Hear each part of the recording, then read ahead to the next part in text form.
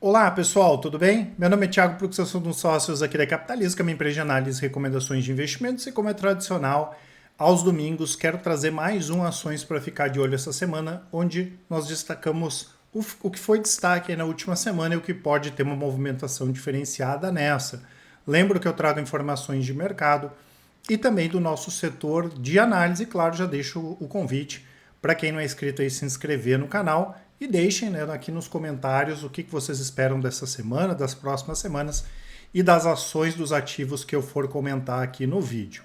Vindo diretamente aqui para questões políticas e econômicas no Brasil e no mundo. Aqui no Brasil, na última semana, nós tivemos a divulgação do IPCA de dezembro, que fechou com 0,62 de alta, um pouco acima aí do esperado pelo mercado, né? Inclusive, boa parte dessa inflação foi em função de término, né, de promoções e coisas desse sentido no final do ano passado. Tá? Com isso, o IPCA fechou o ano aí com 5,79%, pela quarta vez, pelo quarto ano seguido acima da meta do Conselho Monetário Nacional. Tá? A gente teve alguns meses de deflação, os últimos meses foram com inflação, porém, né, a gente não acha que seja uma coisa ainda de outro mundo, é uma inflação mais alta, mas a gente sabe que nós tivemos circunstâncias para isso, principalmente ligadas à questão da pandemia, né? Então a gente não tem motivo para preocupação aí nesse momento. Tá? Nós tivemos nos Estados Unidos, né, o CPI, que é o índice de preços ao consumidor, que caiu 0,1 em dezembro, a expectativa,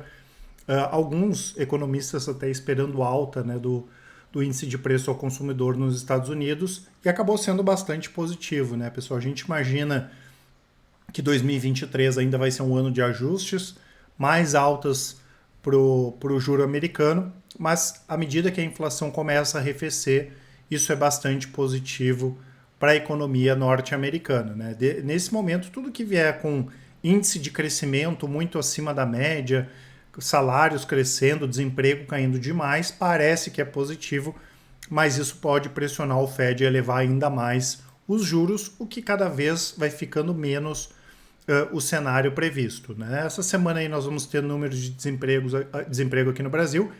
A gente espera mais uma queda. Né? É possível que o desemprego venha até em torno aí de 8%, que é o que vem ocorrendo aí nos últimos trimestres. Nós teremos feriado na segunda-feira nos Estados Unidos, então a liquidez do mercado como um todo vai ser menor. E essa madrugada na China nós teremos a divulgação do PIB. Né? A gente tem uma expectativa bastante positiva com a reabertura do mercado chinês, porque praticamente nos últimos 2 anos eles ficaram preocupados com a questão do Covid, e a gente deve ter um incentivo massivo ou maciço, né, do governo chinês para a gente ter um crescimento. Então, alguns setores, como o setor imobiliário, que é bastante importante, podem né, ter incentivos. Isso é bom para commodities, como o minério e várias outras commodities que o Brasil trabalha. Tá? Vindo aqui para como foi o fechamento da última semana, Ibovespa com alta, 1,79 no ano sobe 1%, IDIV subiu, o Small também, o S&P em reais subiu, né, mesmo com a queda do dólar, o S&P subiu bem, né, em reais, o IFIX voltou a cair e o Bitcoin deu uma disparada aí nas últimas semanas. Né? A gente tem recomendações de criptoativos, inclusive nós temos uma carteira que já positivou aí desde o ano passado com a alta das últimas 2 semanas. É o que a gente sempre comenta, é interessante sim ter criptos, mas sempre com uma posição pequena, porque a volatilidade é muito grande. Né?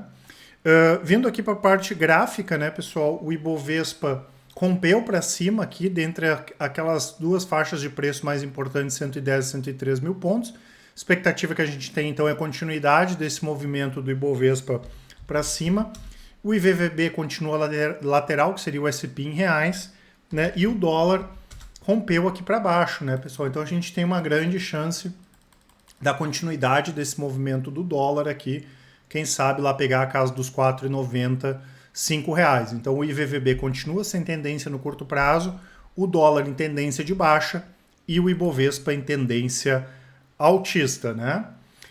Lembro que eu vou deixar para vocês aqui na descrição do vídeo o cupom ANIVERCANAL, referente ao aniversário do canal aqui da Capitalizo, que dá até 30% de desconto em todas as nossas assinaturas.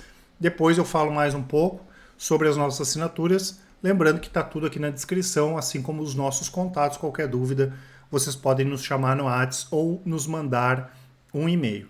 Vindo aqui para os principais destaques de alta e de baixa, né? Hoje, começando aqui com os destaques de alta, até porque o mais pedido aqui, o mais comentado, foi o destaque aí de Americanas e depois de Gafisa, que foram 2 destaques de baixa.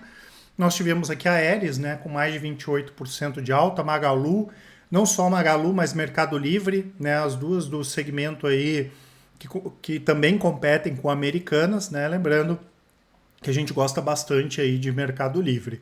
Mitre, que divulgou uma boa prévia operacional, né? Mesmo a Mitre trabalhando ali mais no média renda, ela vem divulgando bons números, né? Inclusive o quarto trimestre foi em recorde de vendas, né? Então é importante que nesses momentos que a gente tenha juro mais alto, inflação mais alta, mesmo que as empresas não consigam lançar, que elas também não tenham muito estoque, né? Então é importante que a empresa consiga fazer vendas, que é o caso aí que a Mitre vem fazendo.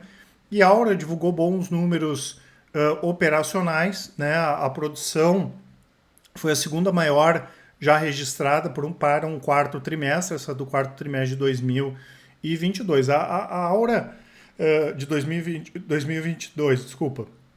A Aura vinha divulgando alguns números mais fracos de produção, isso acabou até ajudando, né, em toda essa baixa dos preços. A gente teve uma manutenção, uma alta também dos preços do ouro, né? E é uma empresa que ela tem condições de pagar bons dividendos ao mesmo tempo que ela consegue aumentar a produção, até porque é uma empresa mais enxuta, mas infelizmente, como os números dos últimos trimestres não vieram muito positivos, o mercado ficou um pouco desconfiado. Então, esses números melhores, né, batendo o recorde, ajuda a restaurar, ou pelo menos iniciar, né, uma restauração aí da confiança da companhia. Destaques de baixa, né, pessoal? Nós tivemos Americanas, o principal destaque de baixa. Eu fiz um vídeo, acho que foi quinta-feira, falando sobre Americanas, né? Falando sobre o que acontece nesses casos, como a gente deve agir nesses casos, tá? Na sexta-feira as ações chegaram a subir mais de 20%, né? Fecharam um dia com uma alta de 15,8%, um dia de ressaca mais de alta em relação àquela queda de mais de 70%, né, que nós tivemos na quinta-feira, porém terminou o pregão, saiu uma reportagem, né, do jornal o Globo, lá na coluna do Lauro Jardim, informando, né, que o juiz da 4ª Vara Empresarial do Rio de Janeiro teria concedido uma liminar de tutela de urgência para Americanas, né, justamente para impedir a possibilidade de algum bloqueio ou sequestro ou penhora de bens, né, porque quem tem dívida lá das Americanas poderia cobrar alguma coisa, né, e isso indica uma chance grande, sim, da empresa pedir recuperação judicial, né, e depois a própria empresa publicou essa decisão judicial, né. O que acontece, pessoal? Muita gente dizendo, a empresa sabe, não sabe. Na verdade, a empresa sabendo ou não o que efetivamente aconteceu, mas isso não sendo divulgado, não importa nada, né? Então, é uma bagunça, vamos dizer, generalizada o que a empresa está fazendo.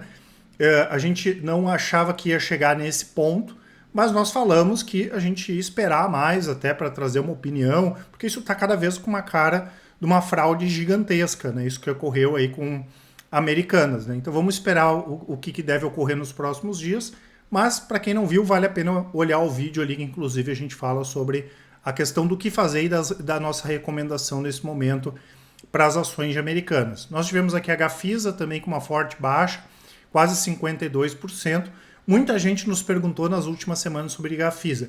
Gafisa é um setor complicado, é uma empresa de reestruturação, e nós tivemos como pano de fundo a briga entre a gestora Ash, né, questionando algumas questões da atual gestão da Gafisa, capitaneada aí pelo Tanuri, que a gente conhece, é um cara bem polêmico aí no mercado, né, apesar de ter feito bons trabalhos, como por exemplo eles fizeram com restaurando PetroRio, né, que já foi uma empresa bastante complicada quando era o caso lá de HRT Petróleo. E o que acontece, pessoal? Em termos de fundamento, não tinha muita coisa boa em todo esse rolo, mas a gestora entrou com uma liminar contra o aumento de capital da Gafisa, que em algum momento iria acontecer, né? E pedindo, inclusive, a suspensão da Assembleia, né, que acabou sendo realizada. E, óbvio, como os controladores têm a maior parte das ações, esse aumento de capital, de qualquer forma, ele ia ser aprovado, né? E depois as ações acabaram caindo, até porque houve um movimento muito grande de especulação. E quando foi confirmada a Assembleia, quem tinha ações de Gafisa e queria participar da Assembleia deixou de alugar as suas ações, né? Ou aumentou a taxa, né? O aluguel chegou a 130%, o aluguel da Gafisa, talvez até mais do que isso, mas eu vi ali 130%. Isso gera um movimento que a gente chama de short squeeze, né? Que é quem estava vendido nas ações não queria ficar mais vendido, ou porque não tinha as ações para alugar, ou porque o aluguel estava muito caro, e todo mundo sai comprando a qualquer preço e depois sai todo mundo vendendo a qualquer preço. Então não tinha quase praticamente nada, para não dizer nada, a ver com fundamento, e mais essa questão especulativa. Por isso que nós tivemos essa volatilidade muito grande. Tivemos aqui a Oi com baixa de 23%, a Pvida quase 10% e o Westwing 9,3%. No caso da Pvida, nós tivemos o JP Morgan rebaixando a Pvida. E o que acontece, né, pessoal? Eu acho que não foi só esse banco, tiveram outros bancos aí rebaixando também a empresa, por questões que a gente já vem comentando há algum tempo, né? A alavancagem ficou muito grande, juntando a Pvida e Intermédica, e não é uma sinergia tão simples assim de ser feita, porque, no nosso entendimento, quem tinha a melhor gestão era a Intermédica e não era a Pvida. A gente tem o maior respeito por todo mundo aí que trabalha, né, que gosta da Pvida, mas para a gente é claro, né, que tem problema de atendimento. Se vocês olharem aí na internet, não é segredo para ninguém, e a gente achou que ia ser bastante complexo, fora, né, a gente nem tinha colocado ainda a questão de juros, da inflação, e isso acaba atrapalhando ainda mais a empresa, né? Então, basicamente, foi por isso essa queda aí de quase 10% na última semana. De dividendos, né, pessoal, não tem muitos destaques. Aqui a gente tem 3 pagamentos aí dos próximos meses que já estavam agendados de JHSF. Um que vai ficar ex aqui no dia 18. Aí tem mais 2 datas lá de fevereiro e março desse ano. Vindo para mais destaques, muita gente também nos perguntando sobre IRB, né, que chegou a subir uns 20% na última semana, fechou com uma alta de 11%. Não tem nada novo, né, pessoal? O que acontece é que tem um movimento forte de baixa do papel nos últimos anos, na verdade, e também a questão da empresa ter que fazer um novo aumento de capital não que isso não possa acontecer, mas a gente olhando os últimos números, ficando para trás, né? E se a empresa não precisar fazer um aumento de capital, a gente imagina que possa sim o preço das ações recuperar mais, porque o mercado já precificou ela ter que fazer um novo aumento de capital. Agora, isso não quer dizer que ela vai voltar a dar lucro agora, nem pagar dividendos, a gente tem que ter bastante calma nesse sentido, mas se não precisar fazer um novo aumento de capital é positivo. Sobre a Alliance, Sonae e BR Malls, nós tivemos na segunda-feira, né, pessoal? Quem tinha ações da BR Malls recebeu ações da Alliance numa proporção de 0,3985. Então, cada ação de BR Malls que o investidor tinha, ele recebeu 0,3985. E, além disso, vai receber R$ 1,62 nessa semana, ainda no dia 20, né? O dia 20 cai na sexta-feira, vai receber esse R$ 1,62, tá? Lembrando, né, pessoal, que nós tivemos mais números positivos para o setor, principalmente relativo à prévia operacional da Multiplan, que veio muito forte. A gente continua entendendo que o setor de shopping é um setor barato quando a gente olha a condição que ele está hoje, em relação ao que estava 2020 com tudo fechado, em relação ao preço das ações. Pouco se movimentaram os preços das ações, mesmo com a melhora das empresas aí nos últimos trimestres. Tivemos também o Pão de Açúcar, o Conselho de Administração da empresa aprovando uma proposta de redução de capital mediante entrega de ações do Êxito, né, que são as operações aí da América do Sul. Então, quem tem ações de Pão de Açúcar vai receber ações do Êxito, né? Isso ainda vai ser votado na Assembleia no próximo dia 14 de fevereiro e a gente entende que isso seja bastante positivo, né? Quanto mais vender esses ativos que não são estratégicos e mais, né, a gente vai percebendo que tem uma possibilidade de saída do Grupo Cassino, a gente acha bastante positivo para o Pão de Açúcar, que é uma empresa muito barata, né? O Pão de Açúcar vale hoje menos no mercado do que valem os ativos, incluindo aqui os ativos do Êxito, né? Então, quando a gente tiver as informações certinhas, a gente passa para vocês. Tivemos algumas perguntas também sobre Minerva, né? A Minerva também foi elevada aí por alguns bancos de investimento. E o que que acontece, né, pessoal? Saiu, acho que faz uns 2 meses, eu até fiz um vídeo falando a respeito disso, um relatório de uma agência americana dizendo que a China ia importar muito menos, né? Isso teve uma repercussão bastante negativa e a gente comentou que aquele relatório ali estava muito exagerado, né? Porque não era expectativa de cair a importação da China, né? Poderia até ter uma estabilidade, mas não cair, tá? E agora, né, inclusive os bancos americanos aí já estão revendo, vamos dizer assim, né, o que foi dito lá por essa por esse órgão do governo americano e que as importações podem até subir, né? E a gente tem empresas como a Minerva, que é a que tem o maior market share, que tem condições de exportar mais para a China, né? Então ela exporta muito para lá e isso acaba sendo positivo para a Minerva. Nós tivemos PetroRecôncavo, 3R, o petróleo subiu na semana passada, as duas empresas divulgando boas prévias operacionais com aumento de produção, queda que a gente vai continuar vendo do custo de produção nos próximos trimestres, e a gente continua com uma visão bastante positiva para a maioria das empresas do setor, e isso acabou ajudando o 3R e PetroRecôncavo, que também subiram bem na última semana. Nós tivemos aí o início da temporada de resultados do quarto trimestre nos Estados Unidos, né? Os grandes bancos aí já divulgaram bons resultados. A gente já comentou algumas vezes que os grandes bancos são baratos nos Estados Unidos, né? Se os bancos brasileiros estão baratos, os americanos ainda mais, né?